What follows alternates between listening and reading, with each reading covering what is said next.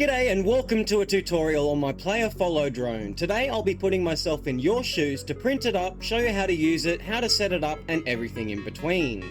So without further ado, let's get into it. First, let's add the Player Follow drone blueprint from the Steam Workshop to our printer and print it up. Quick note that this is my only drone that uses a 1200 meter sensor range extender mod, just because I think the vanilla 50 meter range isn't enough.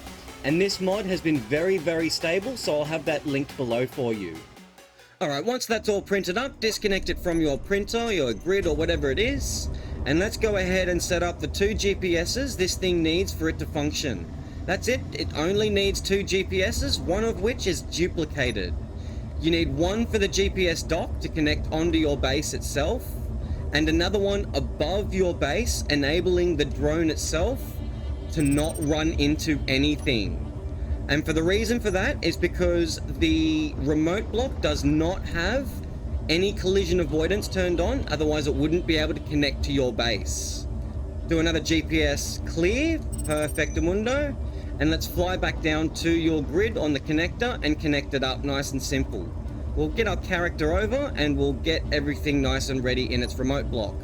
I'll explain a few things as well to show what it all does, and how everything works is there's one singular sensor that's not in a group that's on the top of the drone here somewhere, and all that does is it's looking for the player. So it's got a certain small radius around the drone that if it sees the player, it stops chasing me, so it doesn't run into me and I can do things on it or press a button or go into the terminal, whatever. If it doesn't see me, for instance, if I'm over here or whatever, it's set to turn on a group of these 4 sensors down the bottom, and every single one of them have very similar actions to turn on and off an overridden thruster to then point it and thrust it towards me in the correct direction. For instance, this sensor here is set to turn this thruster on and this thruster off. So then it would thrust in my direction right here. Going into the terminal, let's set everything up in its remote block. So as I said, you'll be adding 2 of the same one, which is the clear. You want to add 2 of those and 1 dock. What it's going to do is that it's going to go up to the clear GPS above your base, enabling it to not run into anything. And it's going to turn off the autopilot on its remote block and turn on that one sensor I was just talking about just before. After that, it's going to run out of battery. The low battery, aka the RTB timer block, is then set to 30 minutes, roughly full charge. Change this to whatever you want to enable it to return back to your base instead of just dropping out of the sky and going back to the remote block. It will trigger that low power. It will go continue on this remote block's autopilot back to the clear and down to the dock. When it gets to the dock, we want it to start that secure dock timer.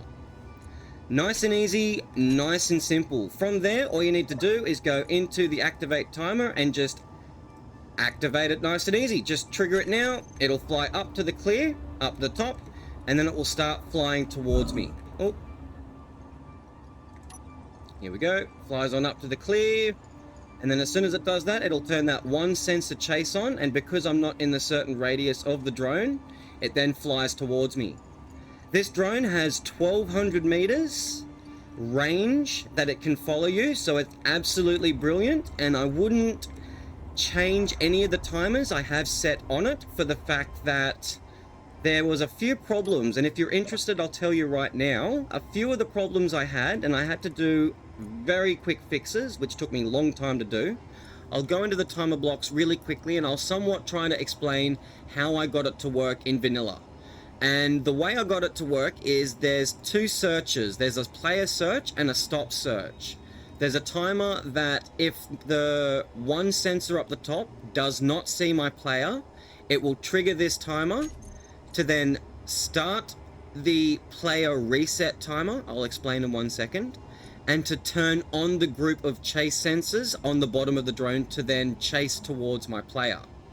This reset timer was really quite difficult to get for the fact that when a sensor is set to trigger something, whether it sees something or not, and both of those are 2 separate timers to do 2 separate jobs, it will trigger them both and do 2 separate things at once, multiple times within each second.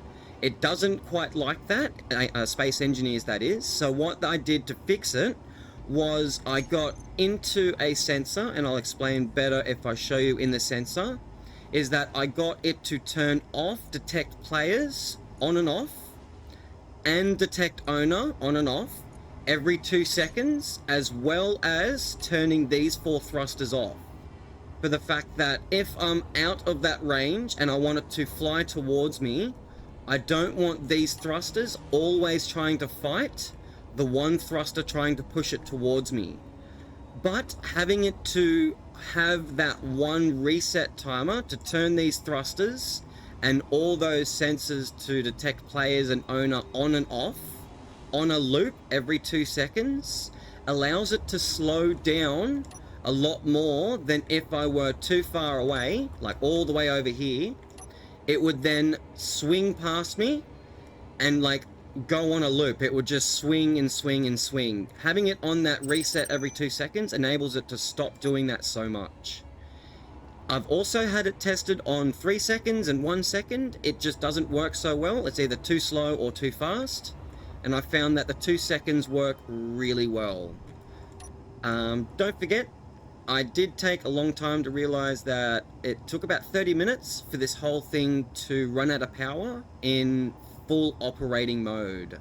So that 30 minutes may not just be 30 minutes, it could be an hour, hour and a half, depending if it's in flight mode, like always in thrust, 100% thrust, all the time, or if it's just in idle mode, just like so.